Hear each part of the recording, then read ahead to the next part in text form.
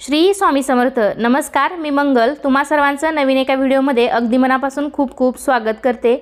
इंग्रजी नवीन वर्षात सर्वात मोठा आणि महत्त्वाचा सण येतो तो मकर संक्रांतीचा.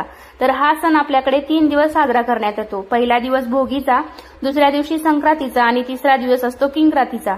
तर आजच्या या व्हिडिओमध्ये आपण किंक्रांतीबद्दल संपूर्ण माहिती पाहणार आहोत की किंक्रांती दिवशी काय करावे आणि काय करू नये, संक्रांत किंवा किंक्रांत यात फरक काय आहे. तर या सर्वाची माहिती आपण आजच्या या व्हिडिओमध्ये पाहणार आहोत. चला तर मग जास्त उशीर न करता पटकन व्हिडिओला आपण सुरुवात करूयात. संक्रांतीचा दुसरा दिवस किंक्रांत म्हणून साजरा करतात. संक्रांती देवीने मकर संक्रांतीच्या दुसऱ्या दिवशी किंक्रासूर नावाच्या राक्षसाला ठार मारले आणि त्याच्या जाचातून प्रजेला मुक्त केले. म्हणून हा दिवस किंक्रांत म्हणून पाळला जातो आणि उत्सवाने आपल्याकडे साजरा करण्यात येतो. पंचांगात हा दिवस करीदिन म्हणून नमूद केलेला आहे. या दिवशी बारसे, लग्न, प्रवास करणे, एखाद्या शुभ कार्यासाठी बाहेर पडणे, स्थळे पाहण्याचा कार्यक्रम इत्यादी शुभ कार्य केली जात नाहीत. या दिवशी स्त्रिया हळदी कुंकू समारंभ साजरा करू शकतात, तशी आपल्या धर्मशास्त्रात मान्यता आहे. तसेच या दिवशी लहान मुलांचे बोरन्हाण सुद्धा आपण करू शकतो. हळदी कुंकू कार्यक्रम आणि बोरन्हाण हे तुम्ही किंक्रांतीपासून ते रथसप्तमी पर्यंत कोणत्याही दिवशी करू शकता. तसेच या दिवशी स्त्रियांनी शेणात हात घालू नये. भोगीच्या दिवशीची जी शिळी भाकरी, बाजरीची भाकरी आणि मिक्स भाजी राखून ठेवली होती ती या दिवशी खाल्ली जाते. केर कचरा काढण्यापूर्वी वेणी घालावी, दुपारी हळदी कुंकू करावे.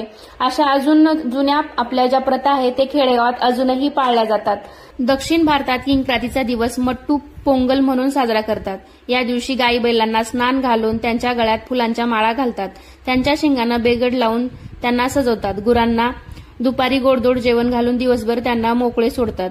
संध्याकाळी त्यांची गावातून मिरवणूक काढली जाते. नृत्य गायनाचा कार्यक्रम हे सुद्धा केला जातो. अशा प्रकारे किंक्रांत ही आपल्याकडे वेगवेगळ्या ठिकाणी वेगवेगळ्या पद्धतीने साजरी केली जाते. तसेच या दिवशी बेसनाचे धिरडे करून सुद्धा खाल्ले जाते. मुगाच्या डाळीचे किंवा बेसनाचे धिरडे करून सुद्धा आपल्याकडे खाल्ले जाते. त्यालाच कर उलटवणे असे म्हटले जाते. तसेच या दिवशी काही भागामध्ये मांसाहार सुद्धा केला जातो, म्हणजेच करीच्या दिवशी मांसाहारी भोजन सुद्धा केले जाते. आय होप मैत्रिणींनो, तुम्हाला मी आज जी किंक्रांतीबद्दल माहिती सांगितली ती समजली असेल. किंवा काही तुमचे प्रश्न असतील तर ते नक्की मला कमेंटद्वारे विचारा. मी त्याचे नक्की उत्तरे देण्याचा प्रयत्न करेन. जर माझा हा तुम्हाला आजचा व्हिडिओ आवडला असेल तर नक्की एक व्हिडिओला लाईक करा आणि तुमच्या फॅमिलीमध्ये, नातेवाईकांमध्ये जास्तीत जास्त शेअर करा. आणि आपल्या चॅनलवरती तुम्ही अजूनही नवीन असाल तर चॅनलला नक्की सबस्क्राईब करून बेल नोटिफिकेशन जरूर प्रेस करा, जेणेकरून असे छान छान नवीन व्हिडिओ तुमच्यासाठी मी घेऊन येत जाईल. चला तर मग पुन्हा भेटू अशाच एका छानशा व्हिडिओमध्ये. तोपर्यंत धन्यवाद.